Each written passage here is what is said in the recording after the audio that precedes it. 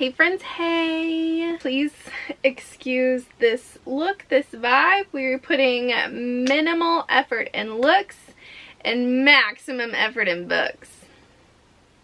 Moving on. Okay, hey everyone, what's up? Welcome to my channel, or welcome back to my channel if you're new here. My name's Elise. Thanks for stopping in. It's good to see you guys. Today we're talking about the books that I read in May. May was kind of a toss-up. There were some really good ones and there were some that were just okay. So let's just jump in and get started.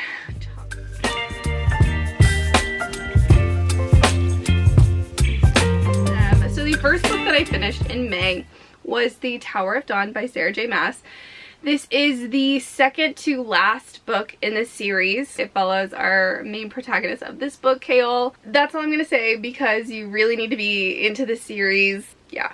However, I will say that listening to it and rereading it again, I appreciated it a lot more than the first time. I didn't dislike it the first time I read it. It was good, but I think that I appreciated it a lot more this time and I liked it even a lot more, especially all of the little details that are woven together throughout the series that kind of revealed themselves in this book that just clicked a lot faster for me because I guess I've had more time for those details and little things to sink into my subconscious. So when I recognized them, I was like, oh my gosh, yeah! And so that was fun. Moving on to my next book, Well Met by Jen DeLuca. This follows our main protagonist who has come into a small town to stay with her sister who got in a really bad car accident, broke her leg, needs a lot of help physically, needs help taking her teenage daughter around for the summer. So the main female protagonist ends up kind of getting coerced into working the Ren Fair because at her niece's school, the Ren Fair is a huge fundraiser. So they spend several weeks practicing, getting ready, and then they do the Ren Fair. So that is what this book followed, was the beginning of them practicing and then doing the Ren Fair. However, there is a romance, but the guy that she kind of has a thing for, they end up getting off very much on the wrong foot. It was cute, it was fun. There were so many opportunities that I felt were missed in this story to bring it up a notch. I just saw a lot of openings and I was like, yes, yes, yes. And then they didn't happen and they fell flat for me. Still a very entertaining read. I loved the vibes. Definitely summer vibes for sure. Add this to your summer TBR. It was fun, especially reading it right after going to Sherwood Forest Fair here in Texas. Good time. Okay, the next book that I read was Olivia Barrow called The Rabbit Hutch by Tess Gunty. I actually started this in February. Got halfway through before my hold ran out and then it took me until the beginning of May to get that hold back. This book, I don't even know how to explain what occurred in this book. It was wild. It follows a bunch of different point of views that seem so random and then somehow kind of interconnect by the end of the story. It's like watching something that is horrifying and you shouldn't be watching it, but you just can't look away. And that was this book for me. It gave me the weirdest dreams, I think, of my life. I remember texting my boyfriend and being like, oh my gosh, this is the like second or third night in a row that I've had this crazy ass dream. But I'm still glad I read it. Like, I don't even know how to explain this book. Weird AF. But like, you just can't look away. Then we have the audiobook Maybe in Another Life by Taylor Jenkins Reid. I actually really loved this book so much. This is the book of Taylor Jenkins Reid where our FMC, she moves back home from LA. She's kind of been a wanderer for all of her life. Hasn't really been close to her family, misses her best friend, kind of running out of money, but she thinks maybe she wants to set roots down. She just wants to change her life for the better. Moves back to LA. And on the night that she moves back to LA, the narrative goes on two different timelines. So it's like, okay, on this one night, she makes two different choices. And then you follow the timelines of those choices, like parallel to each other. and see how drastically different in some ways her life is and how similar in some ways her life is by the end of the book. I loved it so much. It was really cool seeing some of those key moments that ended up happening no matter what timeline she was on, and then how different details also changed so drastically depending on the timeline she was on. And it was just so hopeful and reflective. I loved the endings, both of the endings. I loved them both. I think this is a maybe 5-star read for me. 4.5 to 5-star. I'm not sure. I'm still thinking about it, but it was so good. I loved it so much. Then my queen Juliette Cross released her 6th and final book in the Stay Spell series. I'm so sad that the series is over, but I'm so happy with how it wrapped up. I feel so glad that I found this series. This is definitely going to be a new comfort series for me in the future. I'm going to reread it again and again and again and again because I love this world and I love these characters. So Grim and Barrett follows the 6th and final sister of the Savoy family, Clara, and she is an aura. So that means that she is very emotionally connected with people. She can sense emotions. She can also give you emotions. Like, she can give you calm, she can reduce your fear, she can give you joy, things like that. So then it follows her and Henry, who is a Grimm.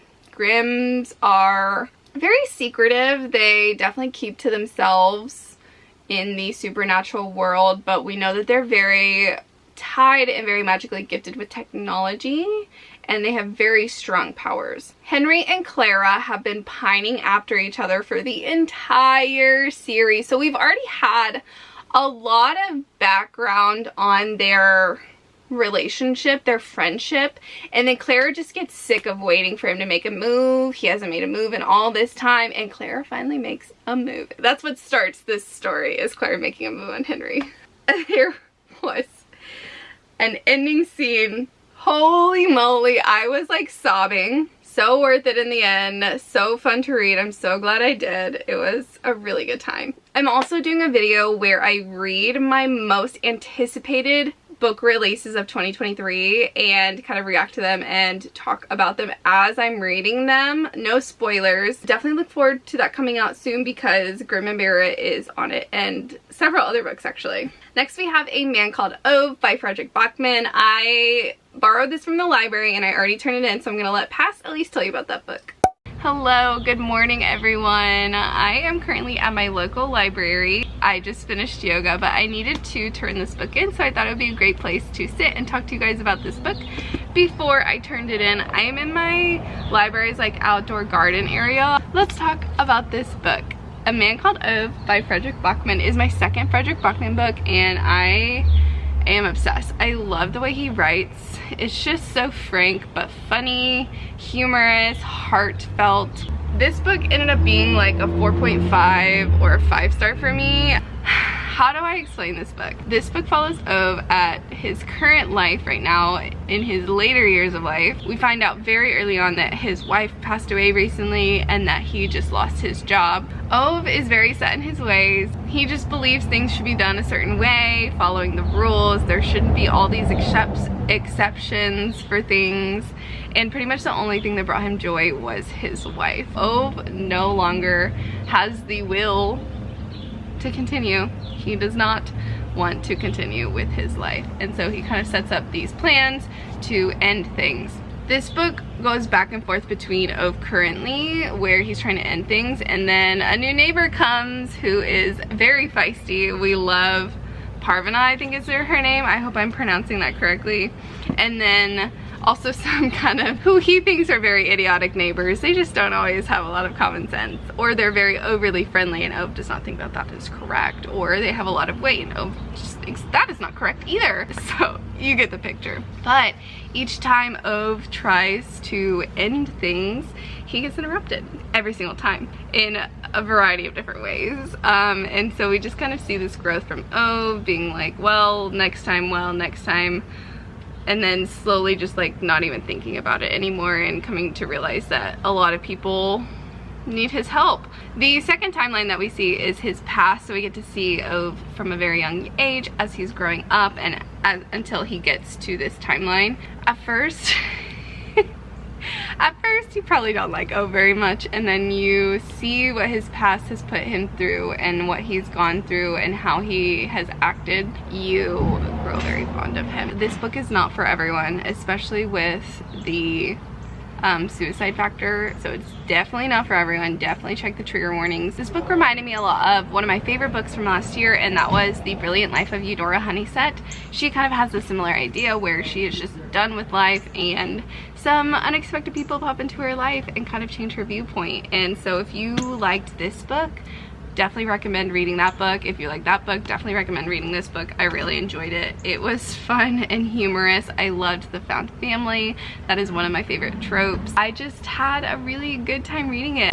Okay, my next book is Meet Me at the Lake by Carley Fortune. Again, this is on my reading vlog video that I told you guys. This one follows Fern and Will, who had a magical day together 10 years ago. They were supposed to meet up a year later at the lake. Will never shows up. Fast forward 20 years and Will is there trying to help Fern financially help and grow their resort that Fern just inherited from her mother, who recently passed away. She's like, do I trust him? What the heck happened all that time ago? Do I still have feelings for him? And things like that. There were some really good moments in here. I loved the summer vibes. Was it my favorite read? No. But I'm going to let you watch that video to hear the rest of my thoughts. Next we have The Nightingale by Kristin Hannah. This I read for another video that's coming out soon in the future, my Goodreads highest and lowest rated books. I will let you go watch that for more in-depth thoughts. But The Nightingale is a story, a historical fiction story about two sisters during Nazi or Germany occupied France during World War II. And it just shows that not only men fought in this war, there are different battles that happened during that war. This shows more of the side of women and just different ways that they fought against the Germans. And just like how gray war is. Yes, there's black and white, but there's also gray. Very beautifully written. Loved the language used. Kristin Hannah really puts you in the moment. One thing I will say here is that I feel like Kristin Hannah doesn't trust the reader. I feel like she kind of repeats things again and again and again instead of trusting the reader to understand what's going on, even though not every single thing is laid out. But Hannah likes to lay every single thing out so that you have no choice but to think and feel that way, which, you know, is a stylistic choice. I will let you hear the rest of my thoughts and my more in-depth feelings about this book in that reading vlog if you're interested in checking that out in the future. Next, we started my week of Christina Lauren. I went to a book event where I got to see Christina and Lauren and Allie Hazelwood speak at an event in Austin, Texas. I also did a vlog on that, the week of Christina Lauren. May was crazy, y'all, I'm telling you. Anyway, so I started that off with rereading The Soulmate Equation. I did annotate it. There was like, I don't know if you can see this little section right here where it doesn't have tabs, and that's because I didn't physically have the tabs with me, so I'm going back and like re-tabbing those sections. I loved it so much. 5 stars. I read this at the start of my romance resurgence, if that makes sense. A few years ago, it was one of my first romance books that I read, like an adult romance. I was worried that if I reread it, because I read so many other books and so many other romance books, that I wouldn't love it as much. I was just worried, and I didn't need to worry. I loved it. I bumped it up from a 4.5 or something like that to a 5-star read. I read the extra epilogue from River's perspective, and I like sobbed. It was so good. I just love this book so much. I cannot wait to read The True Love Experiment. I haven't read it yet, but I got it at that event, so that is also going to be in my most highly anticipated book releases of 2023 video, so look forward to that. Then in the week of Christina Lauren, I also read Autoboyography. This was a new one for me. I went back and forth between the physical book and the audiobook, so that's why there aren't as many tabs, is because sometimes I was listening. I really liked it. It's amazing to me how much we can learn from books, especially if authors do the research and write it in a way that's accessible and in a way that's easy to absorb as a reader. I mean, Christina and Lauren did such a fantastic job of weaving in information about Mormonism into this book, because this book follows a bi boy who moves to a Mormon town in Utah. He was out in California in his old home, but not here. His family does not think it's a safe place for him to come out. However, they're very supportive at their home, but they really don't want him to come out outside of it because they're worried about what would happen to him. He gets into this very prestigious writing program for the semester where you have to write a book in a semester, and kind of falls for the mentor, Sebastian, who is the Mormon priest or Mormon pastor's son. There were some really cute moments, but we also learned a lot about Latter-day Saints. So they use the term LDS a lot to talk about the church. So we learned a lot about the Latter-day Saints and some of their practices and some of their beliefs, which I found very interesting. I really enjoy learning about other types of religions and belief systems. So we got a mix of that and queer representation and young love. And there really was character growth in this story. I still am not sure how I feel about the situation with Autumn, his best friend. There are some kind of questionable things that happen between the two of them. However, they do still remain friends. Thinking back on it, I'm not sure it was a healthy friendship, but you know what? They made it work in the story, and so that's what matters, I guess. Probably like a 4-star read for me. Then we have The Honey Dauntless, also by Christina Lauren. This was so cute. I don't think that the synopsis really does it justice, because when I read the synopsis, I thought it was enemies to lovers book. That's not really the case necessarily. This book follows Carrie and James. They are assistants to this really famous couple. I like to think of this book as like, what if Chip and Joanna Gaines didn't love each other and actually hated each other? Where would their career go? That's not really what this is, so please don't run away with that, but that's like what my imagination took off with. So this very well-off, very famous couple who does kind of home renovations and stuff like that, very well known for their adorable relationship, their loving relationship, actually like hate each other behind the scenes. But they have this one book coming out and a launch of their new show coming out, so they have to go on this tour to keep it together and make everyone still believe that they love each other and blah blah blah. So Carrie and James's job is to go with them and make sure that they don't go crazy. It ended up being kind of adorable. Carrie and James end up spending a lot of time together. They realize that they kind of had misconceptions about each other and learn more about each other sticking up for each other. They have cute little moments together. Sorry, that's my cat. This story is about learning about yourself enough to figure out what you want from your future, learning to stand up for yourself, learning about open communication and how important that is. It was really cute. I feel like I'm not selling it very well. Probably a 4-star read for me. Very like low stakes, but I will say, again, the synopsis made it seem like it would be an enemies to lovers situation, but it was more like they just kind of snipped at each other at the beginning and teased each other, and then slowly learned to know more about each other and grew to like each other. So their relationship felt very low stakes. All of the drama came from their employers. Cute, enjoyed it, go read it. Okay, next we have the ebook called Racing the Sun by Karina Hall. I have read her other book, The Royals Next Door, and really enjoyed it. I read this and also really enjoyed it, so I think that means that I'm going to need to read some more of Karina Hall's backlist. Racing the Sun follows our FMC who has traveled the world for a while, for like 6 months or something like that, and she's running out of money. She needs to get home, but like has to earn money to buy a ticket to get home.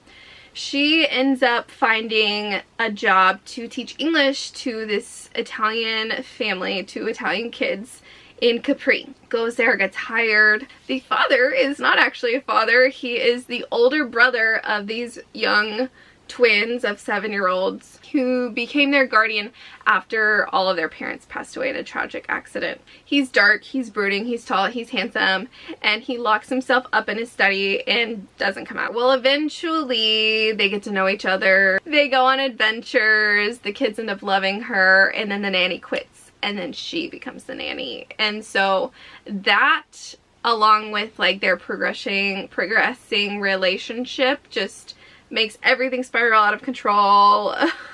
Drama, romance, spice, traveling. I enjoyed it. I had a really good time because I used to travel a lot. I used to live in South Korea for 3 years, and I'm also a nanny, so it was really fun seeing both of those things kind of coming together. Okay, next we have The Alchemist by Paulo Coelho. I really hope I pronounced that correctly. I listened to this on audiobook. I loved it so much. I was talking to a friend about it, and he was saying just like how simple it was, and I agree. It was simple. It was a simple lesson to be learned or to be reminded of, and that is to go out and find your life and your dream. It's okay to not be satisfied with what you have in the now.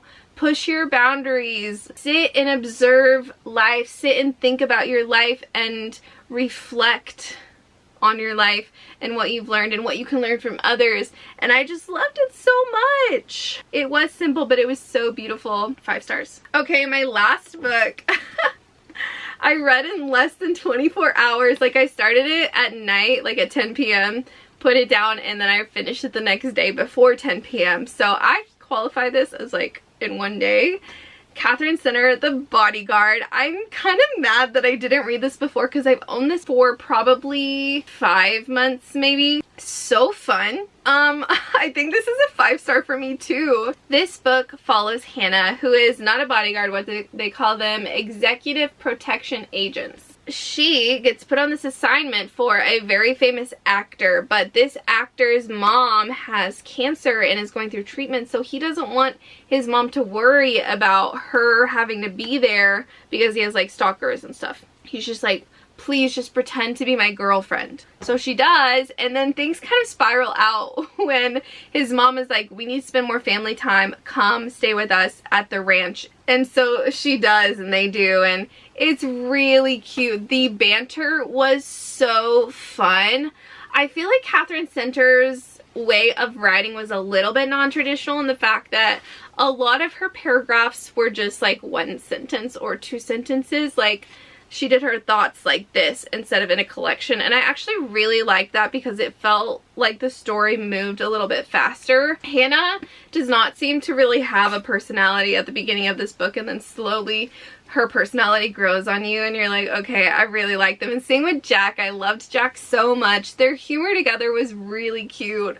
I really enjoyed it. The ending was a little wild, but I liked how it ended, especially if you know the birdhouses. That was pretty funny. This one dealt a lot with Hannah and how she viewed herself after her mom passes away and after she gets broken up with by kind of a mean guy. I mean, he says all of these rude things to her while they break up, and so her self-esteem is kind of really low at the beginning of the book. They were together for a year, and then he throws all of these things after her when she's in a really vulnerable state after her mother passes away. We see her journey through this book, like going through those thoughts about herself and kind of slowly learning that those things aren't true. Okay, you guys.